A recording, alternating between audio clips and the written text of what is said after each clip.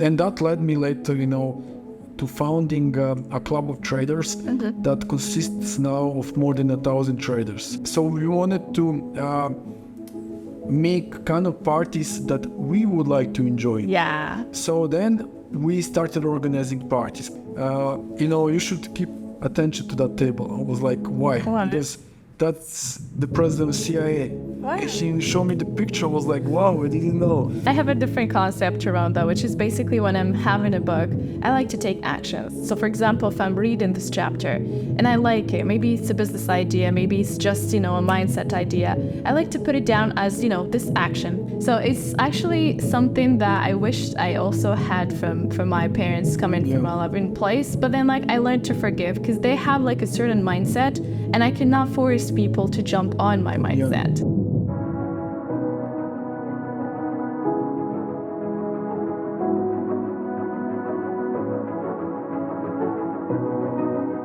Before we dive into today's episode, I'd like to invite you to our amazing community of podcasters.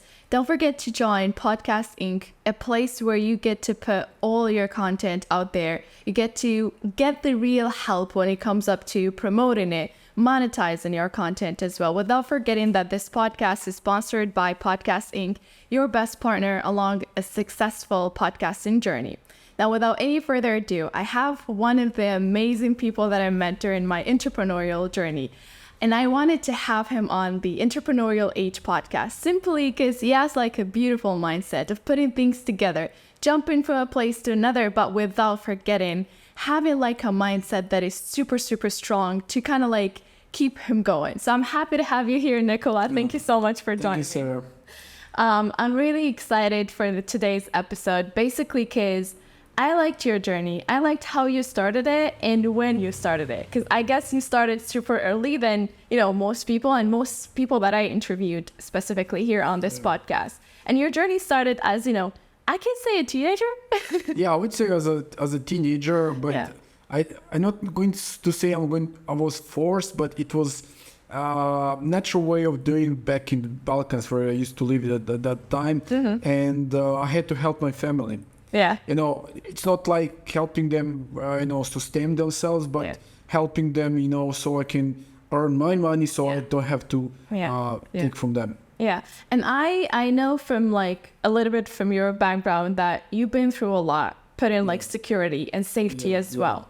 So to be able to kind of manifest what you have and where you are today, that was a long journey. So can you describe it more of in details of what happened, what pushed you into jumping into the entrepreneurial path of okay, I'm forced because of my situation, but again, you loved it, right? Yeah. College that you want to enroll in. My idea was, okay, I have a twin brother, I didn't mention that. So we just started going out. Yeah. And we were really interesting to people because we were twins, really outgoing, who wanted to have fun, just starting to go out. Yeah. And then, so we wanted to make kind of parties that we would like to enjoy. Yeah. So then we started organizing parties, but it was in the beginning it was really small parties, maybe up to 50 people. Mm-hmm. But then when we enrolled the college, we started organizing parties for our college and fellow students. Yeah. Okay. And I remember our biggest party that moment was in a club in my city. Almost 1,000 people from the college, and it was the first big party from my college. So natural sciences of mathematics and development. Yeah. That's how it was called. Mm-hmm. And then naturally we progressed into organizing events. Okay. And then we wanted to travel, and then we partnered with one of the people that we met back in Serbia, where I'm from, and naturally we started organizing parties. Then we started a nightclub. Yeah. Then eventually the club failed. Then we started a travel company, and so that was a short introduction into how all started. Okay, so I know for a matter of fact that your journey actually was really, really beautiful in terms of like jumping from a business to another. Yeah. And from, putting a lot of efforts, putting a lot of, dedication toward that club. And you were like just having fun and making money at the same time. And you jumped on a different adventure. You have like a story behind the jump, and I would love to know that. So the business adventure, so you mentioned that jump, it started really accidentally. So previously we started, as I mentioned before, we started organizing trips for young people, students, and so forth, young professionals. Yeah. And so the year, it was 2011, we organized like one of the biggest trips on Zakynthos Island in Greece. Wow. And the place is amazing. Yeah, the place is really amazing. So Zakynthos Island has one of the 10 the most beautiful beaches in the world. Yeah. And then one of the DJs, so he had a brother who held the club in our city, proposed the idea to me and my twin brother that we should start a nightclub. Okay. And so the idea was, because we really liked the concept of Studio 54 in the city. Yeah. And we wanted to organize the same kind of parties. Yeah. And I remember borrowing money from friends because it was a big investment. Yeah. And then we started really well. So we started inviting famous DJs like Gail Da Silva. I even forgot some of the names. And the type of atmosphere that we started making that club was really good. Like people really loved it. Yeah. On the opening of the club, there was around 300 people left out because we couldn't get everybody. Capacity. So the opening was 3 nights, and each night the same situation. And then after 6-7 months, because we didn't have enough business experience, financial experience, we felt really bad. Yeah. So I remember I didn't even have money to make my bill for SIM card. Wow. Yeah, so I really hit the bottom. But then we were looking for what's the next step, what we should do. But maybe we could talk about it a little bit later. But, that jump, and then, you hit the rock bottom, and then jumping to another venture, what eventually led to creating a travel company was, oh my God, I think it was such a short period from the failure to starting out again that, the time really flew. Yeah. That moment. Yeah.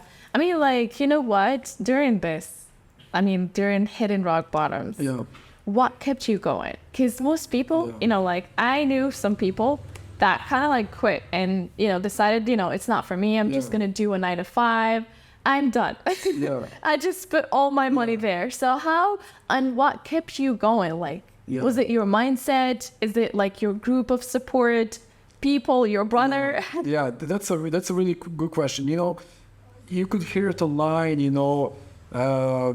from most of the entrepreneurs, it was the drive, it was, they've been born with it or passion, whatever. Yeah. But what let me going, I just didn't want to get back to old lifestyle. So, it was a really, how I'd say, rocky time on the Balkans. Yeah. At the time when I was born, and I just didn't want to get to old lifestyle. Yeah. And I went to a lot of psychotherapy, to get to the cause of what led me going. And I just didn't want to get back to old lifestyle. I think that's the main cause. And I didn't want to see my parents suffer again. And it just kept me going.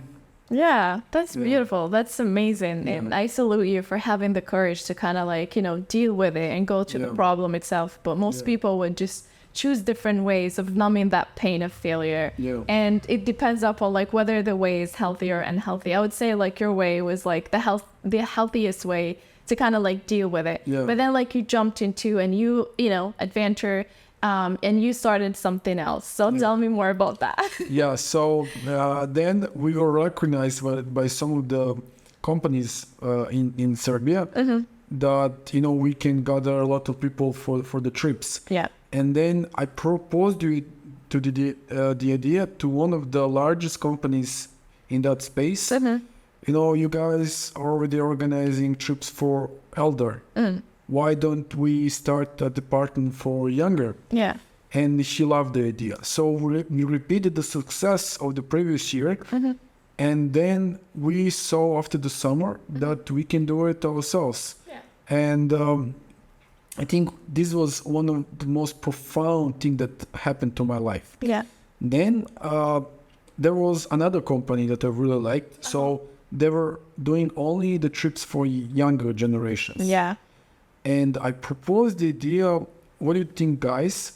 That you should invest in us. You should open the office. You should, pay everything. And I remember one of the co-partners after saying, it's good, you can be our managers, we could pay you the salaries and everything.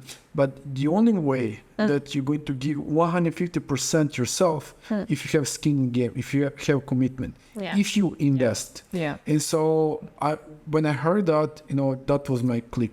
Yeah. So eventually out of 4 people that working together, it was only 2, left. But then eventually we grew our team, and with the partners, we actually expanded to 5 or 6 countries later. Wow. And it was like a big consortium. And so each country would sign up students and get them on the same trip. So sometimes it was 2,000-3,000 people on the same destination at the same time. Wow. Yeah. That was so big. Like, I guess your experience of running events started from the first party you organized, and then you kept that motive and you kind of connecting with people and networking. Do you believe networking with people is actually what got you into this situation, where you are making? Well, I was just discussing with my girlfriend a few days ago. Actually, even today. Yeah. So, a lot of people looking for networking events, they want to meet somebody, to co-partner. That's a good thing. But I think what is happening behind the scene is actually what's the most important. True. Because if you don't have results to deliver, then just jumping from networking event to networking event can be a waste of time. Yeah. People, it's like a hamster wheel. You're just going through You're like a rat. Yeah. On it. And then it's like a rat race. Yeah. So everybody knows what they should do. Everybody knows. It's either starting a company or working on that project that they left behind or whatever. And people just start going to networking event hoping to get some information. But when your project already is getting from the ground, then I think that's a good point for networking. Okay. After the work behind the scene is getting, backed up. Yeah. You get to jump into something else, which is amazing. Yeah. But but networking without any work behind, I think is just waste of time. Yeah. When I was living in New York, I remember there were a lot of networking events, especially at that moment, between 2016 and 2018. The beautiful times before COVID. Yeah. But then, at that moment, those years, everything started becoming techy. Yeah. When I say techy, I remember I was one of the events, and there was a founder pitching the idea. So I think he was making toothbrushes, something. Okay. But they called themselves tech company. Everything was becoming techy, and I was asking myself questions, looking at all of those people, came to networking event. So if I have Dropbox, if I have, cloud storage, am I tech? And so, those buzzwords became really popular, and people started, even me, started going to networking events, hoping to get something. Yeah. But then I remember going to startup weekends in New York. Okay. That were organized by one of the people I met in New York, accidentally. Yeah. But, I think the really good networking starts when you work with people, So startup weekend, you work for 2 days with other people, and, a lot of companies can start from there. A lot of business connection can start from there. Yeah. And that's a good networking. Yeah, I believe like it's having the idea and you're behind, and then kind of like networking, then you get to select what you need, what you don't need. So at least you have a vision, you have an idea you're going after. So I think this is what kept you going along with, like your New York, adventure. So tell me more about like what kind of businesses you were running there. Yeah, so I came as a student, and then I was like working. So I'll give you just a background story. Yeah. A little bit before that. So we were running the company for 4.5 years, almost 5 years. Yeah. And then I started feeling boredom. I didn't feel any passion for doing because my business was, it was a good life. Yeah. You travel a lot, you go out almost every night. Yeah. And your main job is to meet people, it was a good time. But then I felt that I need a change. I really needed a change. I wanted to do something else. Yeah. And then I was reading investment blogs online, and I didn't know what I'm going to find, but I just started searching. Okay. And then one of the blogs eventually led me to a book called Rich Dad, Poor Dad. Poor Dad, yeah. And at that moment, I started reading like crazy. Everything that I could get my hands on, I will read. Yeah. And then I read the book, Rich Dad, Poor Dad, and I really loved the story. Yeah. And he was talking about how when somebody operates a business, people think they're entrepreneurs. Yeah.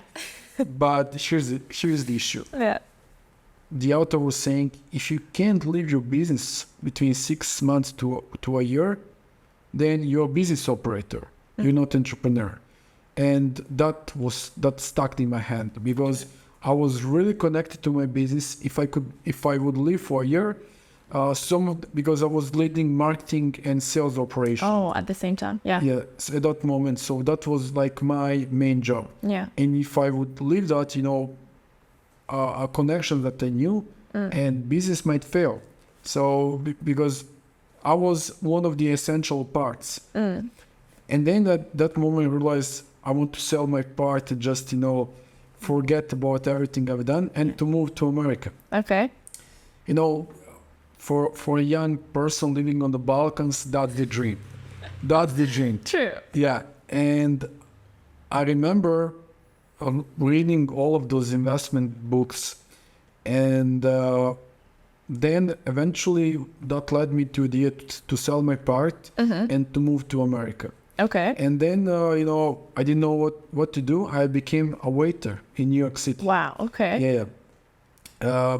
I remember I was working in a New York restaurant called Unsupportive on Times Square. Okay. And I don't know even how I got that job, honestly, because I never was working as a waiter. I didn't know how to hold, to carry the drinks. Yeah.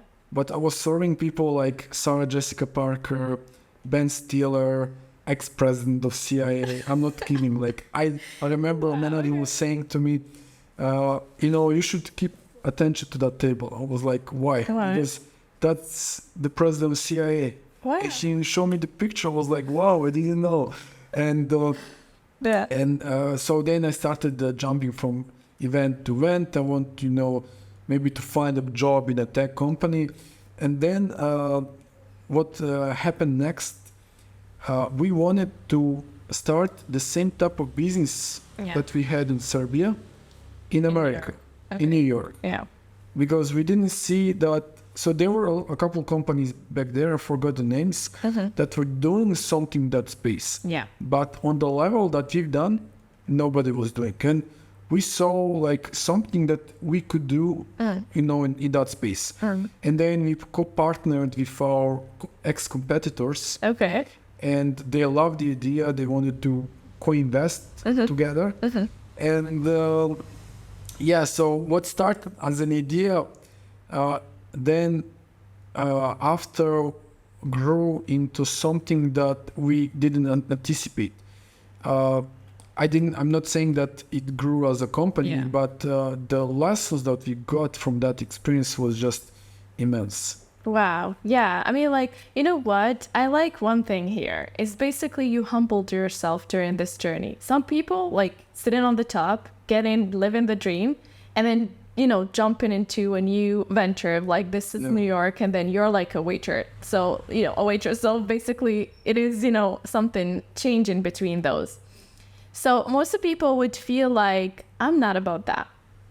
I'm not about to do this. I would just suffer and choose to suffer without like jumping from a place to another. Yeah. But for you, you were open to, you know, just taking those jobs just to, you know, build what you have because you still have the vision up there, right? Yeah. And so I'll give you some things. So I'll share some things that we've done at that time. Yeah. Because we looked at the business as a baby, you know. Yeah, sure. It needs a lot of care. Yeah, you know, it does. Pay attention to each thing. Mm-hmm. And I remember we decided to, because we were renting the apartment, we decided to stop having the apartment and move to the office. Okay. And yeah, literally we slept in the office, but we actually bought sleeping bags. And my brother had a huge bag that you could inflate, you know, what's called, you know, those bags that you can fold, and then, you know, with the air pump. Oh, okay. Yeah, so she was using air pump each night. You know, in the morning she would deflate it, and at night inflate it. Yeah. And I remember. So one of the moments that, because it's illegal to sleep in commercial buildings. Sure, I was gonna say that. Yeah. So, and then one of the, so the owner of that building found that we were sleeping in the office. And the same night he said, you know, you can't sleep in the office. You should leave the place immediately. Yeah. And a week later, then we found even better spot. It was on 38th Street and 5th Avenue, across Brenner Park. Mm-hmm. And we found perfect office that we could use for the work, and also that, you know, we could sleep in the office. So you wake up, you start working, you stop working, you sleep. You know, it was just that moment. It's a routine, yeah. Yeah, and that experience was what led me to develop a thick skin, you know. Yeah. You know, people say if you can make it in New York, you can make it anywhere. And New York is really like it really kept you, so because the suffering kept us going. Yeah. You know, we didn't want to go back to old lifestyle, but we didn't have any option. It's either continue or like eat ketchup in Whole Foods. And so the company eventually didn't get up on the ground, but it was a really huge experience. Yeah, I feel like I love this. And then also you had your brother as well with you during this journey. Do you think that having him was actually the biggest support you had that time? Yeah, so a lot of people, you know, if they're, so it's either come alone or come with a partner, maybe they break up after. Yeah. But this is the bond that you can't break. You have your brother, and it's the only person you have. You might hit him, but then he's still your brother. You can get into the fight. You know, we had fights, but then eventually you need to take care of all the things you had discussions about, and just keep going again, because you don't have any other option. Yeah. I remember the story. So I was introduced to that story by Tony Robbins. Mm-hmm. You know who's that? Yeah. She said that when you start doing something, that you should burn your ships, burn the ships. Mm-hmm. And that time we wanted to burn everything we've done in the past and just go deep into it. And that idea is represented by what's called Spanish conquistador in 16th century. So when he came to Latin America, there were the civilization called Aztecs. I think Aztecs. I forgot exactly, but there was around 80,000 of them. Wow. And he came with 3 ships. Yeah. And about 180 soldiers. Wow. And he knew that the death is the major driver that you can do anything you want. So he decided to burn the ships and to go, because they couldn't go back to Spain. So now it's either going all in or die. Yeah. And that idea led them to, conquer the emperor. And, after, what happened. Yeah. So we were led by that idea. Burn your ships and go all in. Yeah. I love this. I really love this. And I actually run things based on this kind of mindset. But then having your brother was actually a support that whenever you get an idea, you found someone that's saying let's go, let's do it. So it wasn't someone that would just, I don't know, brother, last time we didn't win, Yeah. But then he was so into jump in, let's do it. Yeah, we are really different. I remember, so the company was called American Fun. Okay. And then, he started introducing different ideas that we should do it in different parts of the world. Yeah. And I was telling him, okay, I'm open to it. We're going to do it. Yeah. Latin fun, Asian fun, European fun, and so forth. Yeah. But I think we should first build this base and then go from that. Yeah. And he was okay. Yeah, we keep building this, but also we start thinking about that. Yeah. And so we had a lot of forth and back. I love the vision. He knew where we're going. But eventually he's we're going there, but I'm break. Okay, let's stop for a bit and let's see what we can do now in order to go there. Yeah. You're thinking of the now, but he has the big image, which you both, agree on, right? That's amazing. And then after that, what happened during this journey? Yeah. So, but to go back a few years, I never. So when I started reading Rich Dad Poor Dad, I started grasping different investing ideas. Yeah. Before I came to the US, I enrolled in different courses about trading, investing, and at one moment I even enrolled because I wanted to learn so much. You know that thing when you think but okay, when you understand you don't know, you feel so hungry for knowledge. Yeah. And then I went to a course for speed reading. I had a lot of prejudice towards that because I read online that human eye can't read that fast. And then I started thinking about the idea of enrolling to that course. And then that led me to enrolling it eventually. Yeah. And I remember coming with the printed papers to the educator. Wow. Okay. And with the clues that human eye can't read that fast. And he said so in my life, I have a couple of profound moments, Skin and Game, and now this moment when he said that when somebody wrote online or said something, authority figure said something, objective opinion is just a subjective opinion. There's no objective opinion. And that, when he said that, okay, let's go all into speed reading. Yeah. And afterwards, it took me about 7 months to deeply develop the technique for speed reading. But eventually, I was reading a book a day sometimes. Wow. Because our mind works much faster than we think. We were taught that if you want to read fast, it has to be slowly and with understanding.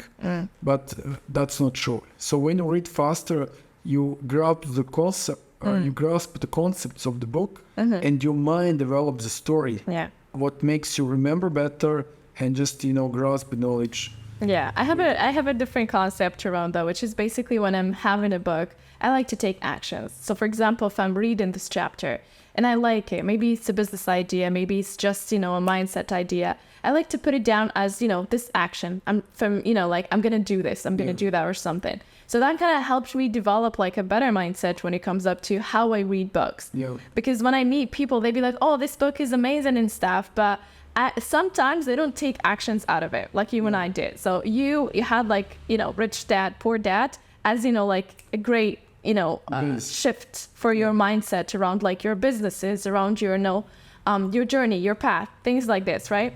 For me, it was like taking actions, like, let me just, I like this chapter, I'm going to do 1, 2, 3, 4, actions like this. But for you, what led after all of these actions? Where are you now? Yeah, so I still know what I'm going to do in the future in terms of investing and trading. And then I started reading the books from Warren Buffett. Warren Buffett was big on long-term investing. Yeah. So, like trading is just speculation. He didn't believe in that. He doesn't believe in technical analysis. Yeah. He believes that true fundamentals lay in the company, management, sales, revenue, and so forth. Yeah.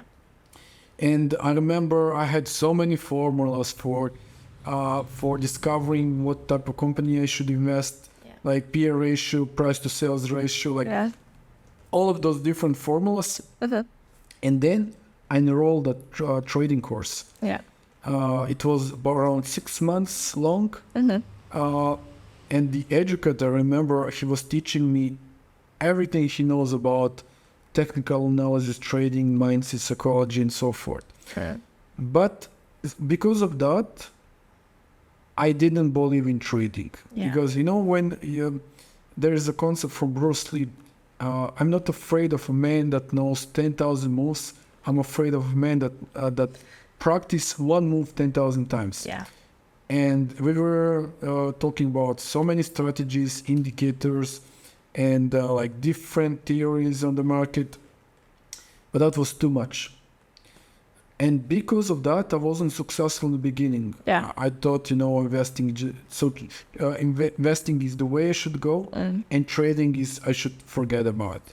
But as I would say to my brother, to my girlfriend, and to friends, it's really important to look for the information in the stages where the person went through. Yeah. So if I'm listening the final product, let's say of Warren Buffett, what he's saying that you should invest for long term, 20, 30 years, I should go back in his beginning and learn more about it. Okay, maybe he was trading in the beginning, short term, so he could grow his capital and invest more. Or what led him, so what actions he took in order to build his portfolio. And that's the point I was wrong about. And it took me a couple of years to get back on a trading path. And that led me later, to founding a club of traders that consists now of more than 1,000 traders. Yeah. So like then inside we discuss about market theory, psychology. I bring a lot of guests on psychotherapy, hypnotherapy, biohacking, because that's the trading. If you solve the things that lie underneath that are fundamentals, then your trading is going to be much better. Yeah. I see that you're not afraid of taking risks. You jump all in. Yeah. And sometimes, as good as it sounds, it has some negative effects on the person, itself. Yeah. So I want to know what kind of effect, you had. So this is something I realized a few months back. I think it's really, depending in what stage the person is, I think can be really bad if you burn your bridges, and I'll tell you why. Okay. In trading, let's say I know a lot of traders that decide to quit their job, like 9 to 5, or start business and whatever. and they burn their bridges, and then they want to go all into the trading. Yeah. But here's the issue: the pressure that you need to make the money on the markets is going to destroy you. Yeah. The emotional tension, the emotional pressure. Maybe they have a family, they have a child, somebody that they need to support. They're going to force the trades. They're going to force the setups. They're going to force everything they could just to make money out of it. Yeah. And when I realized that, and then I realized a few months back that there was a friend who wanted to go all into the trading, and he wanted to quit his daily job. Wow. But then that led him, to completely abandoning the trading. Wow. Because he had a lot of pressure to make money. And so, if I go back, I said that all the money I had, I wanted to invest in the company. I decided to give up the rent so I can move to the office. Yeah. I also decided to give up the job I was working as a waiter in order to go all in. But at that point, I think it led us eventually not building up the company, because the pressure coming out that you need to make money from your business led us to not, actually eventually not succeeding. Yeah. If we had a lot of money on the side, we could much easier to do it. There's no pressure. Yeah. When there is a pressure involved, then other dangers lie. Yeah, it affects your decision, I guess. Yeah, decision-making process. Yeah, so it's like the pressure that you would get from like, oh, I gotta just make the money. I gotta focus on having that done, this, that, and the other, has, a negative effect on you as well as other people. So now you do have a program for traders. You do have like club for traders, and you're like, thriving there. Let's just say that. Basically, I want to know like how your process is helping them overcome this kind of challenge, because every time I'm talking to a trader or I'm meeting traders, their first thing is like talking about money, and which was one of the questions I actually asked you, because this is something common between them. But you were so humble on the way you answered. You talked more about like the mindset, which is something that not most people actually share openly. They'd be like, oh, I made like 6 figures, 7 figures. I'm hitting like my million. So it's like, oh, okay. So is it that easy for people, or what kind of things that you're offering during your program that kind of like help people overcome this? Well, so the most important thing is psychology. Yeah. Everything is based on probability. So the way I'm approaching to the group and my students is based on probability. Yeah. Because everything is based on probability. Let's say you want to take a trade. Yeah. You don't know what's going to happen 5 minutes after when you enter the trade. Yeah. And when you base your mindset on probability of something happening, then it's becoming much easier decision. Why? People don't like when they anticipating something when they don't know what's the next thing going to happen. Yeah. And so that's the major issue for the traders. But when you base your mindset on probability of something that's going to happen, let's say I'm going to get a little bit into technical details right now. Yeah. So let's say you have a trading model. Yeah. And it's based on supply and demand, structure, liquidity, entry criteria, risk management, and so forth. So let's say first structure. Yeah. If you have a structure that is, let's say, it's bullish, and that means you're going long, that's about 40% of probability your trade happening. Okay. So then we have liquidity. Let's say you have liquidity levels where other traders are looking to trade from. So that means the price might go to those levels, because where the most traders are, that's where the liquidity is. Yeah. And so now we have about, let's say, 50% of probability of your trade happening. Then you have entry criteria. Or let's say you have entry levels. So I call them the levels that have done something. That either broke the structure, broke the liquidity, and so forth.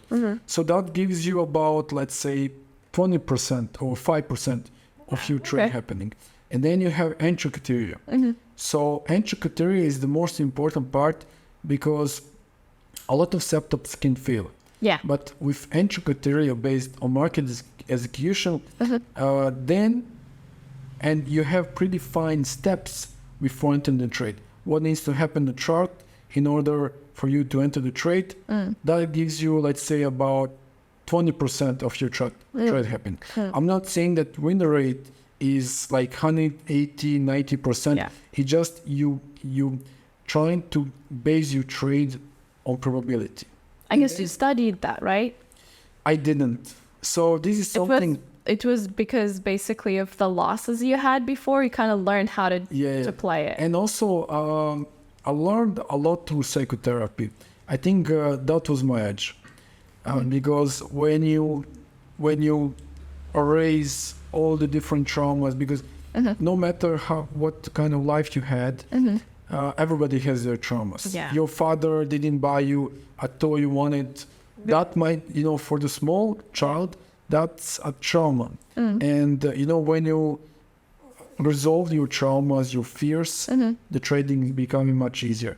But when I'm talking about probability, it's something that I would say I discovered through reading books and just through my experience. Because of probability of something happening is much higher when you base your decisions on something that is, I would say, predefined. Yeah. I'll try to give you an example. If you want to, let's say, we know about Maya Mall, the traffic light area. Yeah. So let's say you want to come from point A to B. Around 5 p.m. around Maya kitchen, Maya Mall, everything is crowded. Yeah. It takes you a long time just to go from point A to point B. Yeah. But let's take now 2 a.m. in the morning.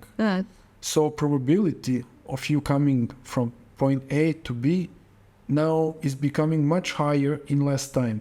Yeah. Than in 5 p.m. Yeah. And so when you base your decisions based on probability, then I don't want to go to the things or worldly things that have low probability to succeed. Yeah. Let's say you start, space company. Yeah. Okay. The probability of you succeeding, there is, but here's the issue. Let's say there are 1,000 people want to start a space company, right? Yeah. A lot of competitors. Yeah. Yeah. But a lot of them are going to fail. And they're not going to film their failure. Okay. But you're going to see examples that succeeded. Okay. And so let's say there's 1,000 people already try to do that. 900 of them didn't made a film about it. So you don't know those examples. Yeah. And so if I'm, let's say I want to move to Vietnam next month. Yeah.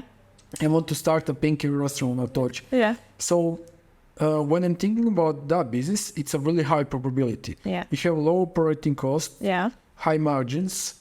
There's a need for that because there's not too many competitors in that space. Yeah.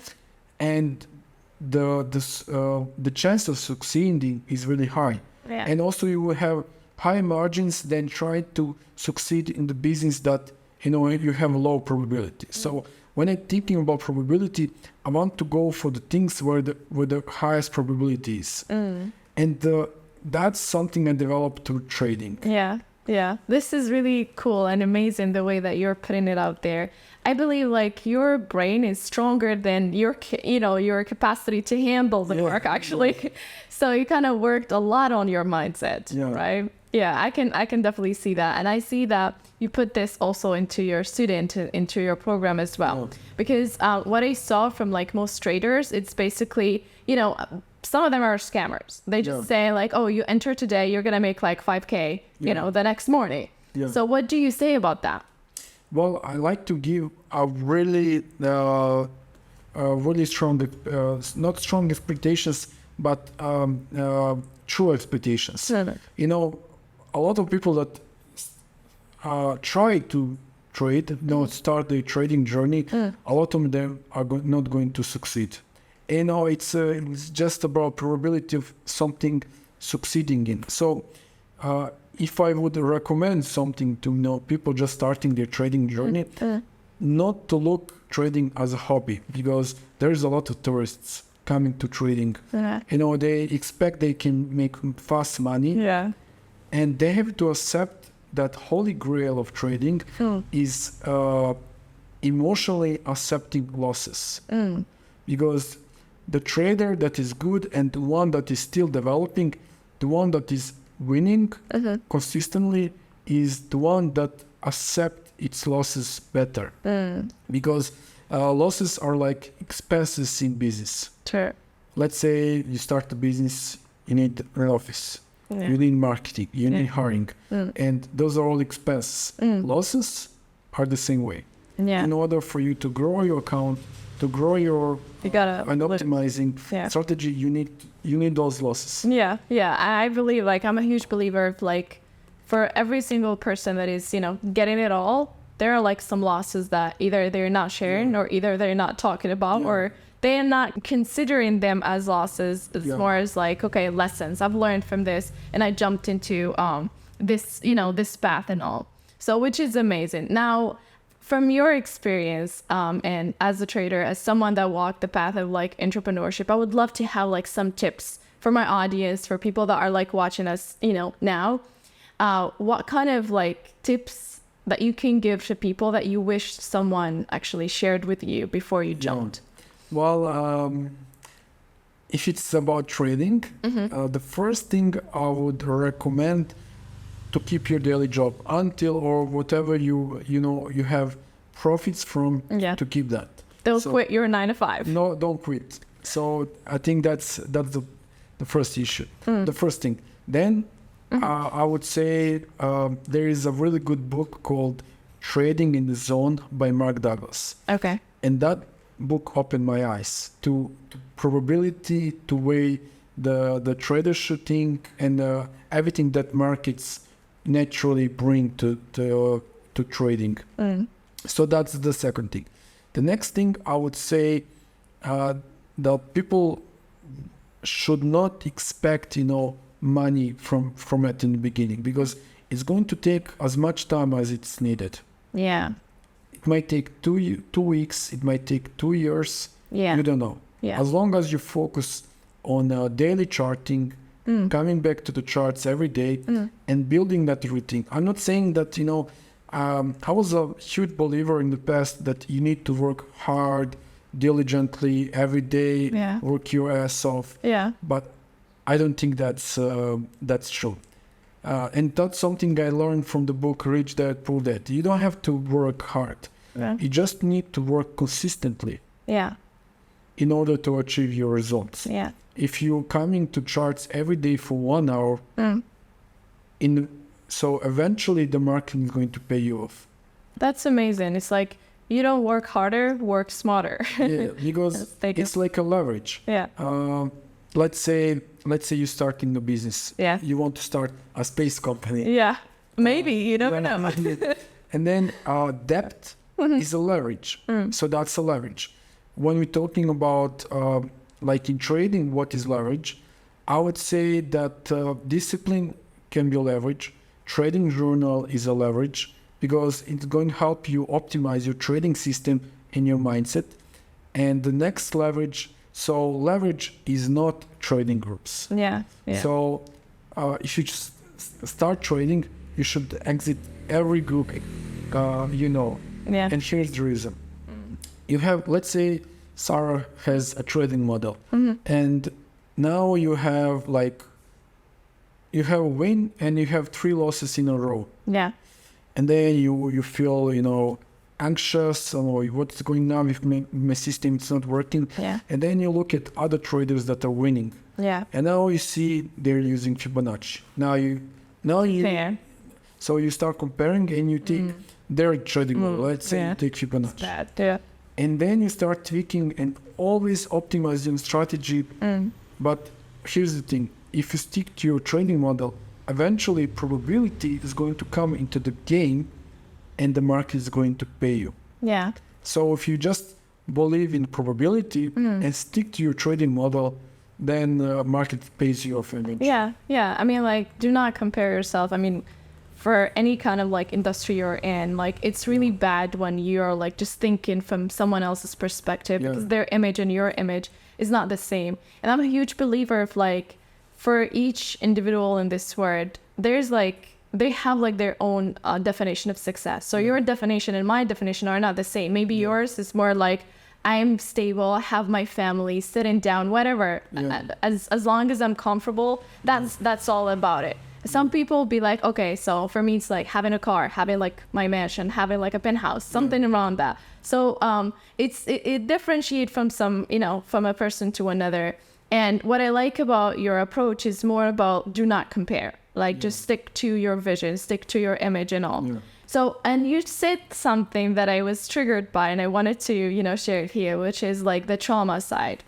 And during like your path, you had like a lot of losses until you actually, stick to a plan that is really, really kind of like kicking out for you. So during that path, are your parents kind of like supportive during it? Or they were like, oh my God, this son is just crazy and he's just throwing money. So, I remember so back in the past when I enrolled in college, I was supposed to be a developer. Okay. Yeah, IT developer. Yeah. And I was in college, in high school, I was really bad at math. But in college, I was really good. Because now I started understanding the logics in mathematics and different theories. Yeah. And my father, the only thing he wanted for me to have stability, to work in a secure company, to secure pension, and I didn't want to that lifestyle. And even now, they're not supportive because, it's not something that you can touch, It's something online. You do something online. Where's your office? Where is your, are you wasting your time? Will you have pension in 50 years, when your time comes? And he wasn't supportive, but when he sees the results, then he becomes supportive. And I don't think that's a good way of doing it because when you have support, it's much easier to go to losses when you have a supportive partner, supportive, parents. It's much easier to go when the reality comes in, when the failure comes in. But I didn't have support. I wish I had it because I might have even more success now. But eventually, when they see results, they start supporting it. I believe a lot of people are not supported by the parents because you can see in Chiang Mai, there are people, I met them, that haven't been at home for 6 years. Straight, they don't want to go home. And they want deal with it. And that's the issue. When parents don't support their kid in whatever they're doing, because, I might believe that this is the best thing that I should do till the end of my life. But my father has his way of seeing it. Same thing. And so that's, I'm really curious how your parents, how do they support you? Do they, how do they work with you? How do they see you? So basically, as you mentioned, it's something that they can't see and they can't touch or, know what is going on behind that kind of, screen. So it's actually something that I wished I also had from my parents coming from a loving place. But then I learned to forgive because they have a certain mindset and I cannot force people to jump on my mindset. So I was like, okay, it is what it is. This is the path that I choose for my, my growth and my business and all. But either way, you get to find kind of a midway to balance it. Because as you said, when they start seeing results and you see you kind of happy and living your best life, then it becomes something for them okay, it is what it is. I don't know what this kid is doing as long as they're surviving. It is up to them. That's a good point. Yeah. But I think even even when you don't have results, the support is it's so important. So important. Yeah. For that, I have like a mentor that is like really keeping me up to straight. So that's basically my biggest support. And at the same time, it's also a really helpful for me to kind of like, okay, this decision, I'll have to consult on it before I make the shot. So I believe like if you don't have it, you learn how to build it around yourself. You learn how to put internally. it. Not internally, but externally as well, within your circle, within your group, within the people you hang out with, the people that actually you go to and have the 3 a.m. calls, and just be like, you know what? I just don't want to deal with anything in my life. I just want to vent, let it out. So I don't take an action that it's later going to ruin my business and ruin my, perspective around things, because it's just a feeling. I got to just deal with it right now. Yeah. So that's how I see it. Yeah. I think that you mentioned a really good thing, external support. When you build your external support, eventually it's going to build up internally. Sure. And that's a good point, because my girlfriend today was mentioning, she wants to enroll in some coaching, and she was only mentioning the group, the support. Maybe, okay, she has my support, but maybe she needs support from fellow women, and that way she's going to build her support internally. Yeah. Something that maybe I can give it her because, I think... That's so sweet of you. Yeah, I think a little bit differently, but now I'm even more okay to support her to enroll into different coaching. It is like so helpful because we get to balance like between the masculine and feminine energy. Yeah. And when you are on your masculine energy, you get frustrated easily. Yeah. You get mad easily. So it's like, I'm doing this. I don't need you to talk. I just need you to get it done or to give me the problem so I can just find the solutions for it. Yeah. But if I'm in my feminine energy, like, go ahead, talk. Let's make tea. Let's just make it a tea time. You can talk all you want because you are in an energy that is like, okay, I'm going to vent, let things out. And this is the energy that I'm about. Yeah. So it depends upon that. Basically, from time to time, you need to know and to learn how to differentiate between where to use something like this. I mentioned before, like when I'm doing activities with other people, being the first or being like the first person going on walking or something like hiking or things like this makes me gain this, feeling of like leadership. Yeah. And it puts me directly to my masculinity. So it kind of like just put me in a mode where I'm not actually having fun because I'm thinking all the time of I am the person leading the road. So people are following me, So I got to just, think about that and forget about taking pictures, filming TikToks, doing this, right? Yeah. So I learned that, okay, when I'm having fun doing activities, I'm not involving myself into any leadership position. Yeah. I like to just, sit there, have fun. And that's okay. Like, I remember, there's a group that is organizing different events in Chiang Mai. Yeah. And I also started a group of traders in Chiang Mai too. Yeah. And I remember, like, why do I have to always, have that initiative? I want to be led by others, and that's fine. That's beautiful. Last night I was playing board games from people that I met. They're from Chile, Turkey, Mexico. Wow. And we were having fun for more than 5 hours. We were playing Monopoly. It was a money game, but still it was really nice to be led by others. They proposed the idea. They said, okay, we should go to this place. We should play this game. Yeah. And eventually it was a really good time. Yeah. I didn't have that pressure that I need to control everything. That feeling? Yeah. That's exactly the feeling. The desire of like leading and the desire of like... Okay. But what do you think, where that control is coming from? Let's say we're on the set now, you wanted to make everything perfect, which is fine. Yeah. We're enjoying the studio. Yeah. But I'm curious where the control is coming from and why it's coming from for you. For me, it was mostly like, it's a nature of me when I'm leading something. And when I know and control things, this is how I get certainty. Yeah. So because you are... certainty. Yeah. Because you're on a path that, there's nothing is how can I say it? certain about it. And you cannot make it or force it, because today you're here. Tomorrow you might be flying to another country, right? Tomorrow you might be doing something else. But the only way that you can control things is within the things that you actually can control. So it's like within your work, something that you can control. There are like stuff that you cannot control, but it comes naturally through like the decisions that you're making as well. Like, okay, I gotta deal with this.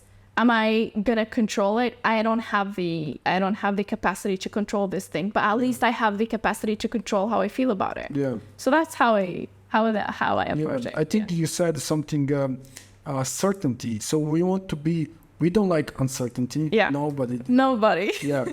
But we like certainty. And so when we are the main figures controlling, let's say, a certain situation in our project, we feel more certain about ourselves, which is fine. Yeah. But sometimes it's okay to let go of certainty. Maybe in uncertainty, we can find a new clues. True. Similar to your journey, right? Yeah. So during your journey, when you lost things, when you did that, you hit like rock bottoms. And so you know what it feels like to not have it all figured out, to not know everything, to not have everything you wanted to have. But at the same time, you actually feel comfortable being uncomfortable. Yeah. That's how I feel about it sometimes. So it's like, you're now comfortable, even if things ruined, you know exactly what you're going to do, because you are used to like a mindset of like solving the problem, but also knowing that it's a journey and I just got to get back there. Yeah. You know that phrase, if they send you to Sahara, you would sell sand to locals. Yeah. You will find a way. Yeah, we'll find a way. So that's basically it. And I really enjoyed today's episode. I enjoyed that you shared a lot of, vulnerable moments that most people are not open to share, actually. And I salute you for that. Is there anything you want to finish the episode with? Well, it's just, I would say, if I could share something from my journey, I think consistency is the most important, because, everybody has motivation. Yeah. Motivation is really short. Yeah. But when motivation falls, when there's no motivation, consistency and discipline comes in. And, even through hard moments when it's hard, to, let's say, do something that you're not comfortable about doing it at that moment, your discipline and routine gets you to keep you on the path. Yeah, that's really amazing. Thank you so much, Nikola, for joining me today. Yeah. That was really a pleasure and honor to speak to you today. And I really wish you good luck. I hope you're going to have one day entrepreneurs. I wish Charlie Munger was alive. Maybe once you could interview him and... you never know. AI can bring anyone back. Yeah, AI can bring anyone back. Yeah. So thank you guys for watching today's episode. I'm so happy that I get this time to talk with Nikola today. It was such an amazing vibe and energy that shared a lot of, hidden things about the perspective of trading and the traders. And it's not all about making that money, making those 6 figures, but it's more about what you have in here and what you put like your energy, your time into. So stay tuned to my next episode, and make sure to like this episode and give it a share to your friends that are like thinking of trading is like the $1 million place for them. So they may know, because he has like a lot of groups for it. So make sure to give it a like, and see you on my next one. Bye-bye. See you.